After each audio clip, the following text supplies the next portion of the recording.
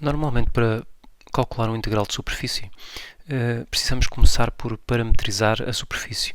Portanto, analogamente ao que acontece com os integrais de linha, nós começamos por definir uma função de R para R3, portanto, o que parametriza a linha, ou então portanto, uma curva parametrizada, que é uma função de R para R3, e depois, utilizando essa função, essa curva parametrizada, calculamos o integral de linha.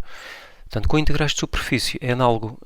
Uma superfície, podemos pensar que é um objeto no espaço, e como nesta figura, portanto, um objeto no espaço. Em termos de aplicações, podemos pensar que é um objeto que tem área e não tem volume, como uma membrana permeável. E uma superfície parametrizada não é o objeto geométrico, mas sim uma função. Portanto, uma função de R2 para R3, cuja imagem, portanto, se fizermos o R de D, vai dar a superfície S.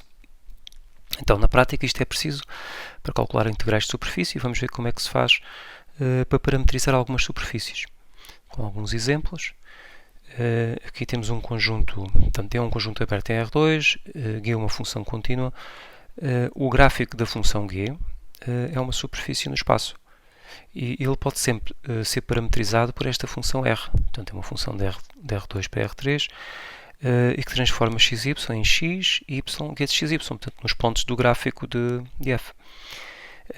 Assim, por exemplo, se tivermos um paraboloide, portanto, só a parte que se projeta no círculo de raio 1, uma parametrização dessa superfície é esta função. Portanto, transforma xy em xy, x quadrado mais y quadrado. Isto é o paraboloide definido por z igual a x quadrado mais y quadrado, com xy no círculo de raio 1.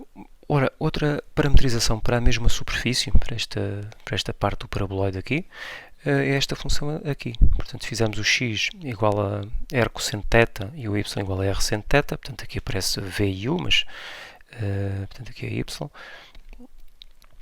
e o z igual a, portanto, x quadrado mais y quadrado, que neste caso vai dar o r ao quadrado, ou usando estas duas letras v quadrado, obtemos outra parametrização diferente para a mesma superfície.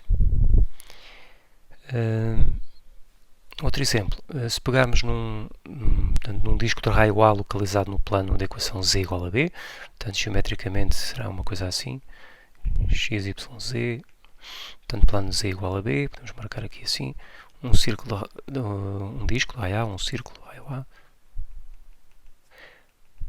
Portanto, para parametrizar esta superfície, portanto, este S aqui, que é um círculo, podemos definir novamente usar coordenadas polares, portanto, x igual a r cosseno θ, y igual a não r v seno θ, sendo u.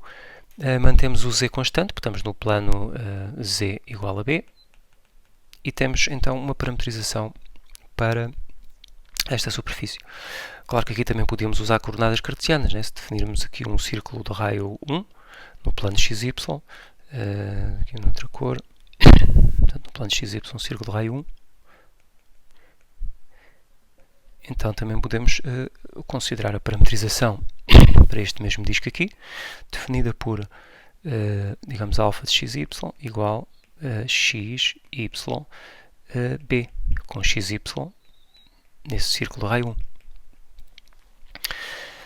1. Outro exemplo, portanto, a superfície cilíndrica definida por x quadrado mais z quadrado igual a 4, portanto, uma superfície com eixo nos y, portanto, está aqui desenhada.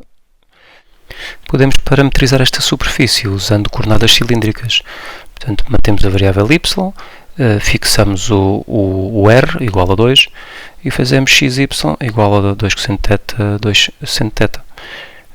Assim conseguimos, portanto, uma parametrização das variáveis θ e y para a superfície cilíndrica. Outro exemplo, se quisermos parametrizar uma superfície esférica, então o mais simples é usar coordenadas esféricas. Portanto, vamos às coordenadas esféricas, fixamos, portanto, o ρ igual ao raio da superfície esférica, portanto, neste caso o A, e as variáveis são as outras duas, portanto, o θ e o φ. Deixamos o θ e o φ percorrer a sua amplitude máxima, portanto, o θ de 0 a 2π e o φ de 0 a π, e temos uma parametrização para a superfície. Ou seja, quando θ φ percorre este conjunto, este ponto aqui vai percorrer toda a superfície esférica.